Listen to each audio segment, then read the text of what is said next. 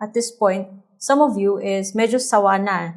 Kasi ang daming lumalabas sa mga online loan platforms na sinasabing legit, sinasabing ganito daw, pero bokeh naman guys. Kaya in today's video, yung legit yung pag-uusapan natin. So it's been a year na since I saw this ad. Oh yes, credit card po yung pag-uusapan natin. And in my experience, I think si Metrobank yung pinakamadaling applyan guys na credit card. So it's been a year since nakita ko to at na-approve ako guys. And yung first kong credit limit was 48,000 pesos. At after 1 year, oh yan, 73,000. So na-increase bongga, diba?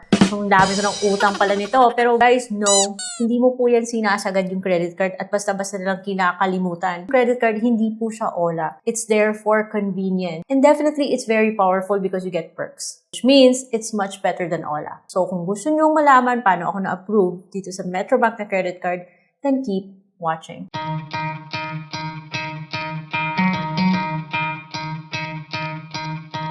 Started here, your original utang queen. And since kakasawa yung purong hindi masyadong legit na mga loan apps, dito na naman tayo guys sa legit. Yung mataas yung credit limit. And kung good payer ka, madali po talaga tumaas yung credit limit. Nakakatulong po yung pagkakaroon ng credit card sa pag-angat ng ating credit score, pagpaganda ng ating credit history para later on, kung gusto natin yung mga big ticket items, yung mga goals natin, hindi tayo mahihirapan sa pag-approve. Dapat guys, pag-usapan din natin yung credit card because it's powerful, ang dami niyang perks, it's for convenience, pero do take note na hindi po siya katulad ng OLA na inaabuso natin.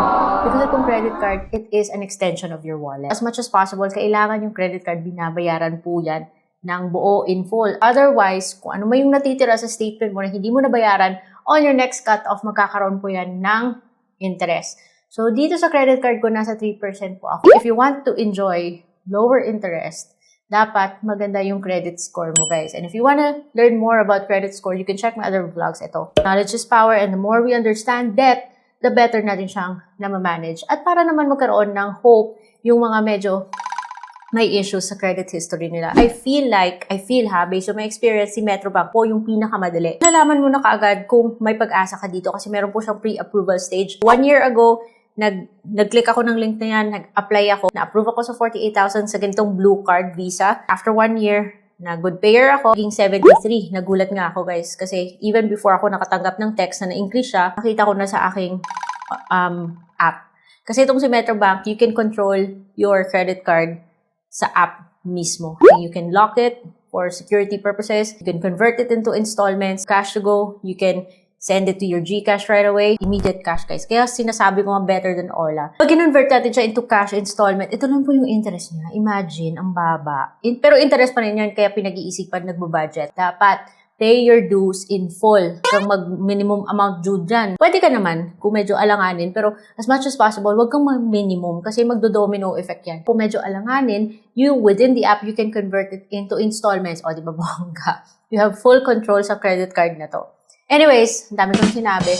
Doon muna tayo sa pag-apply ka ng card na gusto mong applyan. And each card po, meron po siyang requirement. Sa final assessment, di ba, depende pa rin kay bank kung anong card yung i-assign. And just take note kung ano yung mga requirements nito because kailangan mo kasi yan ma-support later on kung hihingin ka niya ng additional document. May 3 questions dyan. I have an existing Metrobank credit card, I have a Metrobank deposit account, or I am not an existing Metrobank client. Yung pagkakaiba lang sa kada region dito is yung mga questionnaire na kailangan mo sasagutin. My experience, mas madaling ma-approve kung meron kang existing Metrobank credit card or meron kang deposit with Metrobank. Pero it doesn't mean na hindi ka ma-approve pag wala ha. So proceed pa rin tayo. To take note na for credit card applications, generally speaking, you need to be 18 and 70 years old and above with a minimum income. Depende sa card na applyan mo. Just take note of the minimum amount.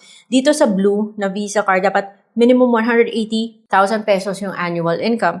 And then at least 6 months employed as a regular employee or must be a principal card holder with another bank. So, mas madaling ma-approve pag existing credit card holder ka na.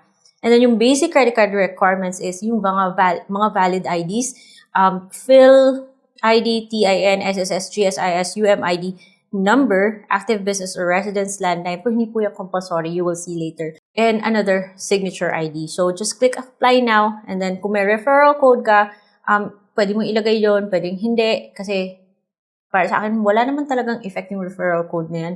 Feeling ko lang. It still depends on the bank based on the information that you submit kung ma-approve ka o hindi. So you can skip that part. First name, your middle name, your last name, your email address, mobile number, date of birth, and choose the ID. And then ilalagay mo yung ID number depending on the ID that you've selected and mag-a-agree ka po sa application, declaration, terms and conditions, and data privacy. Yung mga IDs na dito sa dropdown includes GSIS, TIN, SSS, driver license, passport, and UMID. Magbibigay po siya ng reference number you will use kung magpa-follow up ka ng status ng application mo. And then moving on, hingi po siya ng present address and your home phone number. As you can see, yung home phone number, guys, wala pong asterisk o yung landline kasi hindi naman siya mandatory. Makakapag-proceed ka pa rin if you leave that blank. So, just fill in the other information and then hingi na po siya ng employment status. So, source of funds and fill out mo lang yan. Yun, lumabas yung pre-approval niya. Sabi niya, you are qualified to proceed. Further details will be asked, such as fat ka, mga ganun, yes or no. So, I answered no to these questions. And again, hihingi naman siya ulit ng ID and this time, pipicturean mo yan. So, yung pinicturean ko po is my passport. By the way, you can take the actual photo or you can also select it from your album kung meron ka na dun sa phone mo. Other questions will include kung gusto mo bang magpili ng sama na bibigyan mo ng supplementary card. Yun na yun. Nung sinamit ko siya, syempre, sasabihin niya 5 to 7 business days yung processing. In my case, 3 weeks lahat, including yung pinadala yung card. Story time na tayo, guys. Nag-apply ako yung actual application. Wala akong natanggap na calls. Agad lang may nag-text na na-approve na yung application ko. And let me share why. Before kasi ako nag-apply ng credit card dito kay Metrobank, because of a bad credit history, hindi talaga ako ma-approve. Kaya yung ginawa ko, nag-open ako ng account kay Metrobank. Ginawa ko yung hold-out deposit. Deposit ako ng 35,000 pesos. Because of new accounts, I want to use this as a hold-out deposit for a secured credit card. Yung secured credit card is a credit card, a type of credit card na almost approve ka na basta mayroon po siyang deposit na magbaback up nito. Hindi mo yan magagalaw until such time na pumayag si bangko na i-release yung secured credit card deposit mo at gawing regular credit card ito. Until now, I still have that secured credit card. Because nag-earn naman siya ng interest and it's like a regular deposit, hindi ko na siya pinakonvert. Hinayaan ko lang muna siya and siguro, hopefully, si bangko na yung mag-alok. After 8 months, hindi ko na talaga maalala. You can check my old video for more information. Pero after some time na ginagamit ko yung secured credit card and I always pay in full. Secured credit card ko pala, guys, hindi nag-increase yung kanyang limit. Kung 35 pa rin siya ngayon. So after a while, nag-apply ako ng regular credit card. And since may savings account din ako sa PS Bank kasi andun po yung auto loan ko, PS Bank po yung pinili ko ng application. Pero yung na-approve sa akin is yung Visa na credit card ni Metrobank. Sinabi kong I already have an existing credit card because yun ginamit kong as reference yung aking secured credit card. I am not saying that this is a hard and fast rule or automatic, maging ganito rin sa inyo. But what I'm saying is nakakatulong po siya. If you start with a secured credit card, then it helps build your credit history, your credit score.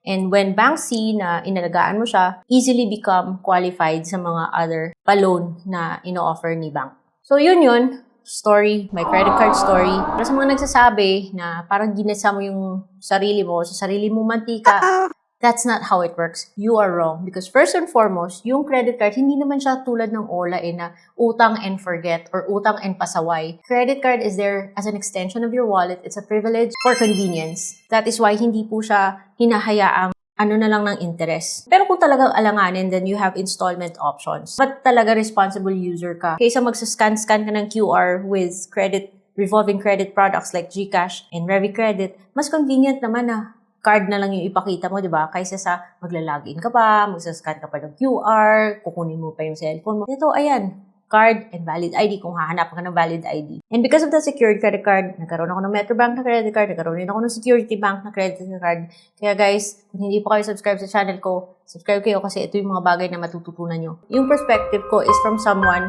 na nagtiis sa OLA hanggang sa maging available yung mga ganitong opportunities sa akin. So, if you are more privileged than most of us na hindi kailangan dumaan sa OLA, respect na lang the situation that other people are in. And so, yun lang guys. Ang dami ko sinabi. And thank you so much for staying this long. And I hope may natutunan kayo. And I will see you on my next vlog.